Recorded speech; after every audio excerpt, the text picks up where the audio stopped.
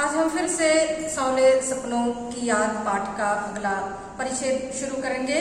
जैसे मैंने बताया था कि वृंदावन में गोपियों के साथ व्यतीत किए गए समय की याद आज भी जो उस वृंदावन पार्क में उद्यान में घूमने के लिए जाते हैं उन्हें स्मरण दिलाता है।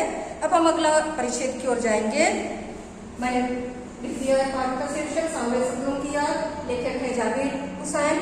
अगले परिच्छेद में जाबिर हुसैन सालिम अली के विषय में लिखते हैं कि सालिम अली 100 साल के लगभग के हो गए थे, किंतु उम्र बढ़ने के साथ साथ उन्हें कैंसर जैसी जानलेवा बीमारी भी हो गई थी।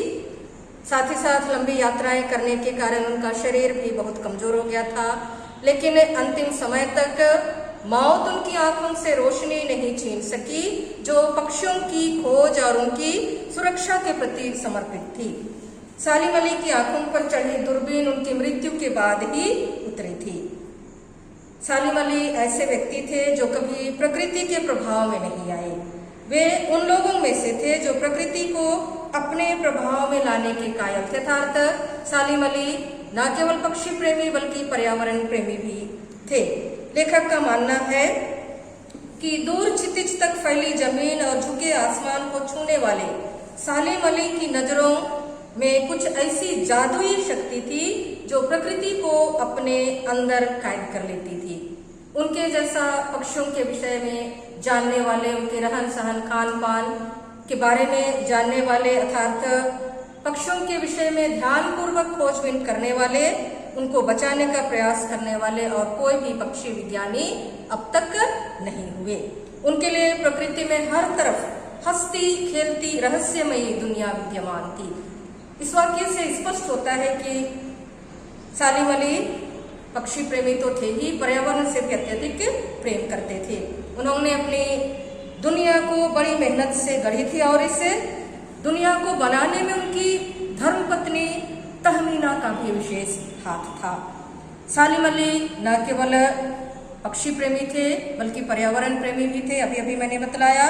इसलिए जब उन्होंने देखा कि साइलेंट वैली जो केरल की सबसे सुंदर और आकर्षक वैली है, उस वैली में रेगिस्तानी हवाओं का प्रभाव पड़ता जा रहा है और रेगिस्तानी हवाओं के प्रभाव पड़ने से वहां का प्राकृतिक सौंदर्य नष्ट होने वाला था।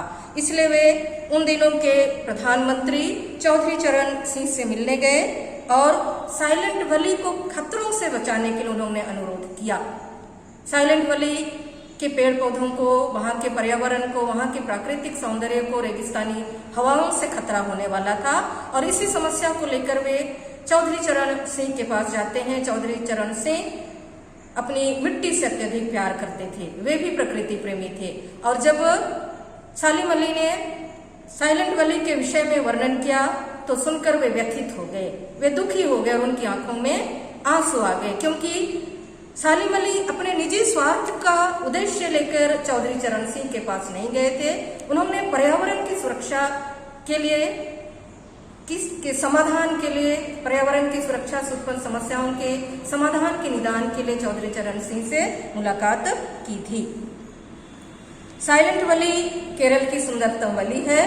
यहाँ हरे भरे वृक्ष हैं और इन हरे भरे वृक्षों को ही यहाँ के सुंदर आकर्षक वातावरण को बचाने के लिए ही सालिम अली ने चौधरी चरण सिंह से मुलाकात की थी। परंतु आज ना तो चौधरी चरण सिंह जिंदा है ना सालिम अली जिंदा है। कहने का तात्पर्य उन जैसे पर्यावरण प्रेमी, उन जैसे प्रकृति प्रेमी, उन जैसे पक्षी प्रेमी आज वर्तमान में मिलना बहुत मुश्किल है। आज के समय में कोई भी ऐसा व्यक्ति नहीं है, कोई भी ऐसा प्रकृति प्रेमी नहीं है, पक्षी प्रेमी नहीं है जो पर्यावरण की रक्षा के लिए अपना महत्वपूर्ण योगदान दे सके। सालिम अली ने अपनी आत्मकथा का नाम फॉल ऑफ अ स्पैरो रखा था और इस बात से प्रसिद्ध अंग्रेजी साहित्यकार D.H. लॉरेंस की मृत्यु के बाद उन्हें ये बातें याद आई। सालिम अली की तरह लॉरेंस भी प्रकृति प्रेमी थे, पक्षी प्रेमी थे।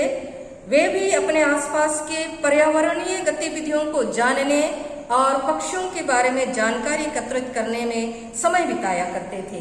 वे अपनी छत पर बैठने वाले गौरैया के साथ अपनी पत्नी अधिक समय व्यतीत करते थे। तो इस वाक्य से स्पष्ट है जितना समय वे अपनी पत्नी को नहीं देते थे उतना समय उनके छत पर बैठने वाली गौरैया के साथ समय व्यतीत करते थे। तो ये वाक्य यही स्पष्ट करता है कि लॉरेंस भी पक्षी प्रेमी थे, पर्यावरण प्रेमी थे।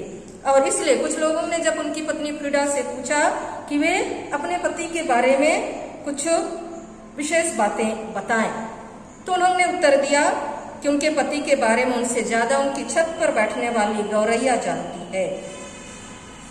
लॉरेंस पक्षियों के अत्यंत निकट रहते थे, वैसे ही सालिम अली भी पक्षियों से विशेष लगाव रखते थे। बचपन में सालिम अली की एयरगन से जो घायल होकर पक्षी यानी गौरैया गिरी थी, उस घायल पक्षी की सेवा शुश्रूषा करते करते, देख रेख करते करते सालिम अली का जीवन बदल गया। जीवन भर के लिए वे उसी पक्षी से प्रेरित होकर पक्षियों की जानकारी लेने के लिए नई नई खोज करते रहे, नए नए रास्तों की ओर ले गए और उसी दिन से वे पक्षियों में रुचि लेने लगे। प्राकृतिक रहस्यों को जानने के लिए रोज नई ऊंचाइयों को छूने लगे। वे भी लॉरेंस की तरह अपना जीवन पक्षी, प्रकृति और पर्यावरण की रक्षा के लिए काम करने लगे। लॉरेंस की तरह स्वाभाविक जीवन यापन करने लगे। सालिम अली अपने ज्ञान को एक टापू यानी एक सीमित क्षेत्र तक नहीं रखे, बल्कि समुद्र बनकर उभर कर आए। यानी समुद्र जिस तरह अपने अंदर हर तरह की नदियों को, छोटी हो बड़ी हो, शुद्ध जल वाली हो या दूषित जल वाली हो, हर तरह के नदियों के जल को अपने आप में समावेश कर लेता है, अर्थात सबके लिए समुद्र में स्थान है। वैसे ही सालिम अली एक सीमित क्षेत्र में नहीं रह गए, बल्कि समुद्र की तरह बनकर उभरे। उन्होंने पक्षियों और प्रकृति के बारे में दुर्गम स्थानों पर जाकर जानकारियां एकत्रित की। उन्होंने इसके लिए कठिन परिश्रम किया और अपना बहुमूल्य समय दिया। आजीवन पक्षियों की देख रेख में अपना समय व्यतीत किया। अपने ज्ञान को विशाल सागर की भांति गहरा और विस्तृत बनाया। सालिम अली ज्ञान के सागर के स्वामी होने के कारण वे टापू बनने से भिन्न थे, यानी वे टापू नहीं बने बल्कि समुद्र बनकर उभरे। जो लोग सालिम अली के भ्रमणशील स्वभाव, उनकी दिनचर्या से परिचित हैं, उन्हें ऐसा अनुभव होता है कि वे आज भी पहले की तरह पक्षियों की खोज में गए होंगे और उनके विषय में जानकारी एकत्रित करने के बाद अपनी दूरबीन लिए वापस जरूर आएंगे। सभी उनसे प्रेम करने वाले, उन पर उनकी पर्यावरण प्रेमी और प्रकृति प्रेमी से प्रभावित होने वाले कई ऐसे लोग हैं जो आज भी उनके आने की आशा करते हैं। और विशेषकर चूंकि लेखक ने उनकी मृत्यु से दुखी होकर अवसाद में आकर उनके विषय में डायरी शैली में लिखा था, इसलिए वे कहते हैं कि तुम कब लौटोगे सालिम अली, अर्थात आज तक सालिम अली जैसा कोई भी पक्षी विज्ञानी, पर्यावरण प्रेमी, पक्षी प्रेमी आज तक जन्म नहीं लिया। इतना ही है छात्रों, आशा है पाठ समझ में आ गया होगा। धन्यवाद।